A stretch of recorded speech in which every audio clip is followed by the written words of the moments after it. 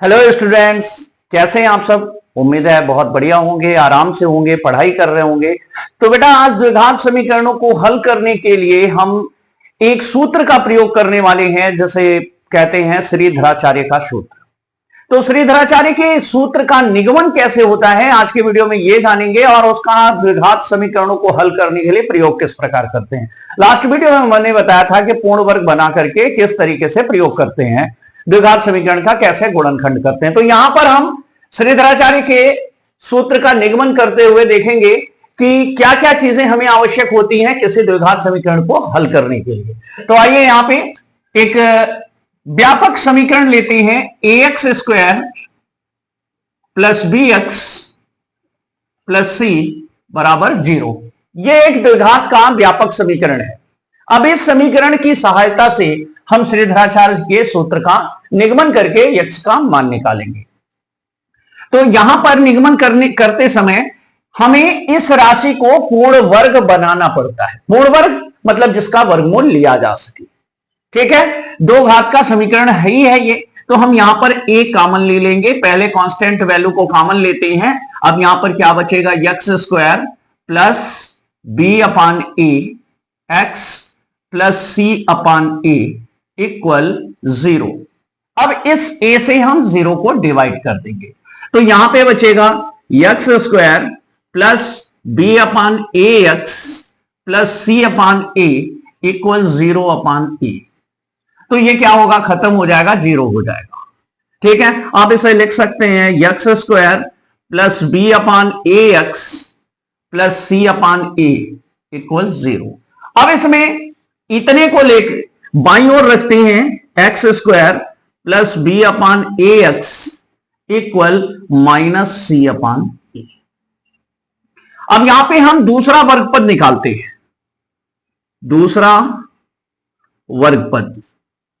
इसके निकालने का फॉर्मूला आप इसके पीछे वाले वीडियो में पार्ट 2 में देख सकते हैं। दूसरा वर्गपद निकालते समय होता है मध्य पद बटे 2 करणी में प्रथम वर्गपद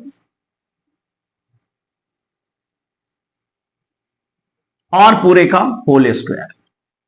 तो हम दूसरा वर्गपद निकालेंगे। यहां पे मध्य पद है हमारा b बटे ए एक्स बटे 2 करणी में एक्स स्क्वायर और पूरे का होल स्क्वायर।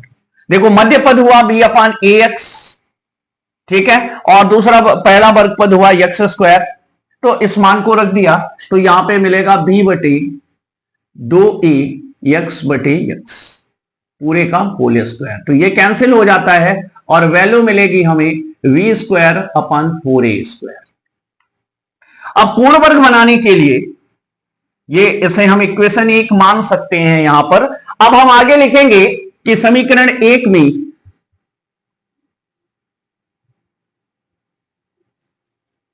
एक के दोनों पक्षों में, चूंकि एक पक्ष में आप जोड़ नहीं सकते, तो यहां घटाने की जगह हम दोनों पक्षों में जोड़ देंगे।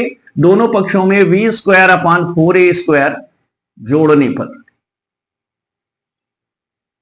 तो जोड़ेंगे तो ये हो जाएगा x square plus b upon a x plus b square upon 4a square equal b square upon 4a square minus c upon a. अब यहां पर ऐसे लिख सकते हैं एक्स स्क्वायर का वर्गमूल एक्स, इसका होल स्क्वायर लगाएंगे, b square upon 4a square का वर्गमूल बी अपान 2a का होल स्क्वायर प्लस मध्य पद बनाएंगे 2 गुणे पहला पद एक्स गुणे दूसरा पद b अपान 2a। तो 2 से 2 कैंसिल हो जाएगा, bx अपान 2a bx अपान 2a मध्य पद मिल रहा है, और इधर हम एलसीएम ले लेंगे, 4a स्क्वायर हो जाएगा। तो ये हो जाएगा b स्क्वायर माइनस, यहां a से डिवाइड करोगे तो 4ac।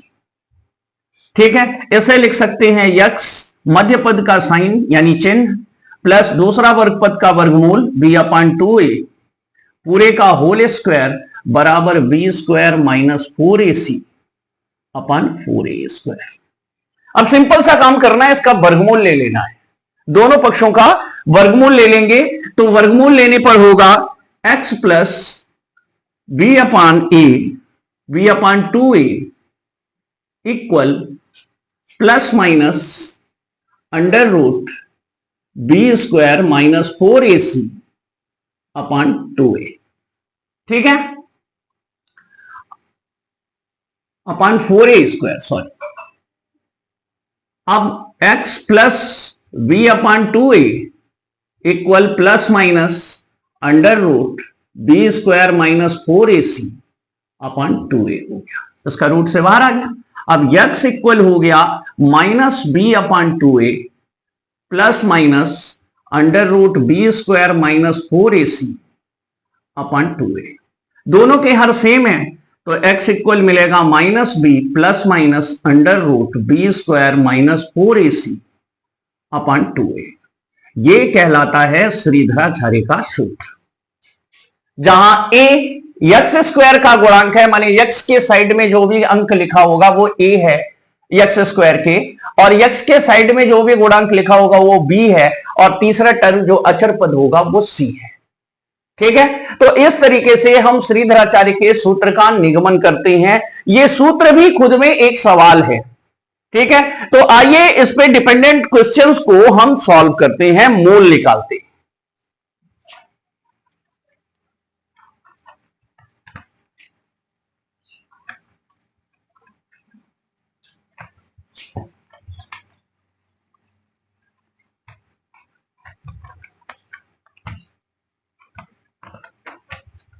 तो इस तरीके से हमारा जो हल निकल कर आया वो था x equal minus p plus minus under root b square minus 4ac upon 2a।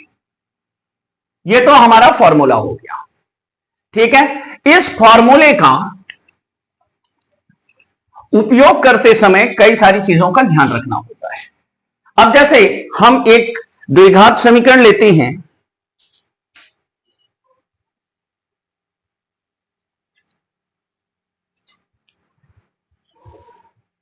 Four x square plus 8x plus 3 equal 0। अब यहां पर इस पर आधारित देखो, अगर हम तुलना करें एक्स स्क्वायर के गुणांक की तो a बराबर 4 आता है, b बराबर 8 आता है x के गुणांक की तुलना करने पर, और c बराबर 3 आता है। यह हो गया आपका।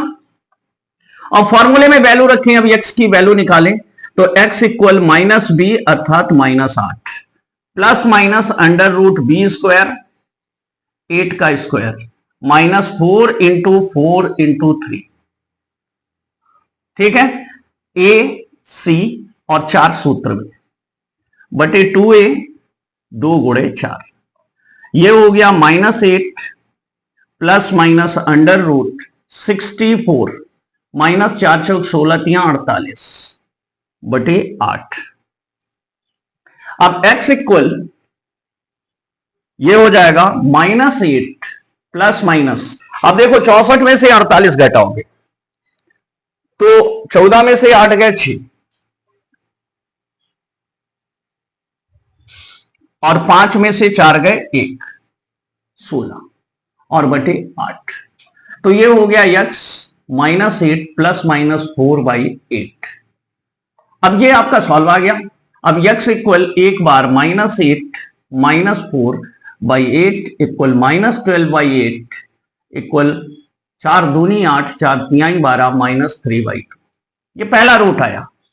दूसरा x equal minus 8 plus 4/8 equal minus 4/8 equal minus 1/2। आसान सा, आराम से मूल निकल आया।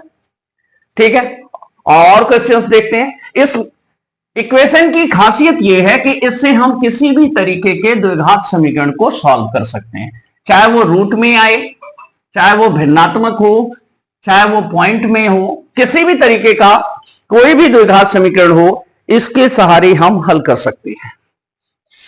X square minus 3x minus 18 equal 0।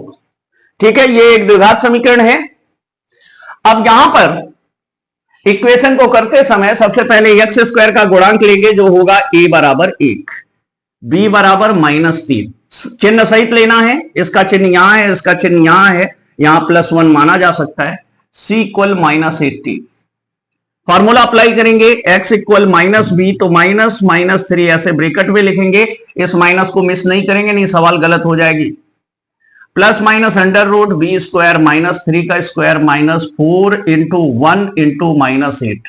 ध्यान रहे चिन्हों को नहीं छोड़ना है। अपॉन 2/8, 2 गुणे 1, ये हो गया 3, minus minus plus, plus minus under root 9, और ये माइनस इसको प्लस कर देगा, 8 चौक 32 बाई 2।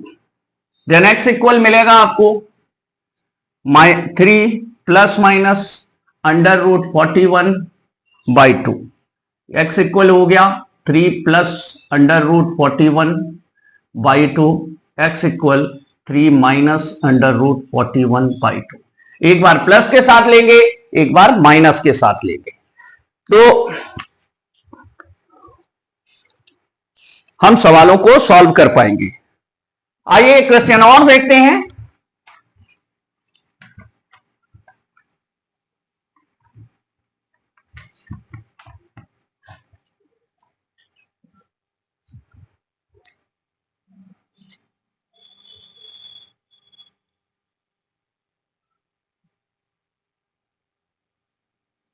सिक्स एक्स स्क्वायर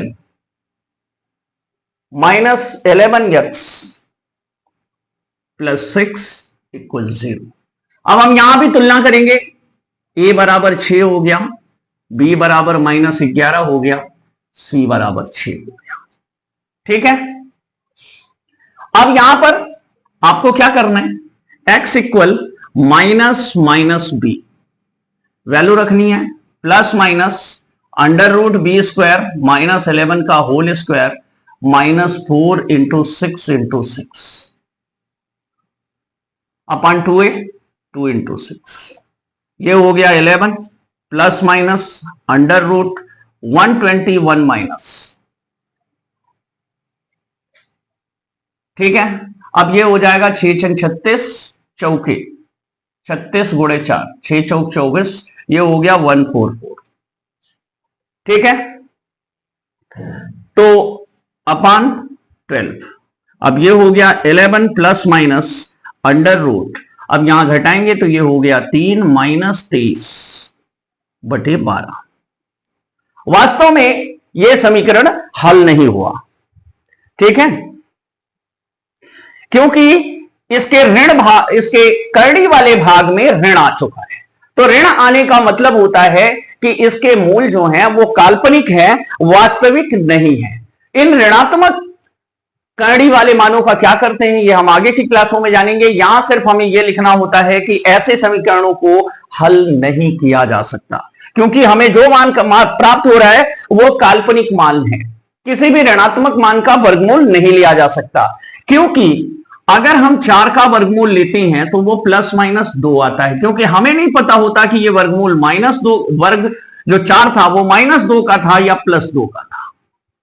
दोनों 4 आते हैं, लेकिन अगर -4 कहें तो ऐसी कोई संख्या नहीं है जिसका वर्ग करने पर 4 आ सके। किसी भी संख्या का वर्गमूल वह संख्या होती है जिसका वर्ग करने पे वो संख्या फिर से मिल जाती है। जैसे 4 का वर्गमूल 2 है तो 2 का वर्ग करने पे 4 मिलता है। अब +-2 लिखते हैं, +2 का भी वर्ग 4 होता है और -2 का भी 4 होता है, लेकिन -4 के लिए ऐसी कोई वैल्यू नहीं है हमारे पास जिसका वर्ग करे तो -4 आए। इसलिए ऋणात्मक वर्गमूल वाले मानों को काल्पनिक मान माना जाता है। ठीक है,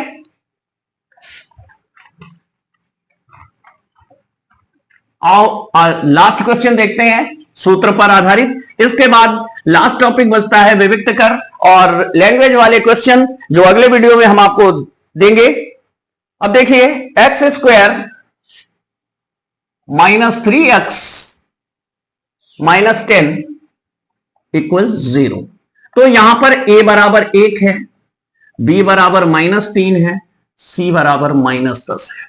तो x बराबर हो जाएगा -3 plus minus under root b square अर्थात -3 का square -4 into A1 into C -10 upon 2A 2 into 1। ये हो गया 3 plus minus under root 9 plus 40 by 2। ये हो गया 3 प्लस माइनस 49 अंडर रूट में बटे 2। तो एक बार पॉजिटिव लेंगे, एक बार नेगेटिव लेंगे यहां पे वैल्यू को, तो ये हो जाएगी x equal plus 3 plus minus 7 by 2। x equal 3 plus 7 by 2 equal 10 by 2 equal 5। x equal 3 minus 7 by 2 equal -4 by 2 equal -2। तो इस तरीके से हम सूत्र की सहायता से बड़ी ही सुगमता से, बड़ी ही सरलता से हम इन सवालों को सॉल्व कर पाते हैं। तो देखिए, महज कुछ लाइनों में बिना किसी गलती के चिन्हों का थोड़ा ख्याल रखते हुए अगर आप सॉल्व करते हैं तो फट से आपके सवाल सॉल्व हो जाते हैं। ठीक है, तो फिर मिलते हैं नेक्स्ट वीडियो में। तब तक पढ़ते रहिए, बढ़ते रहिए।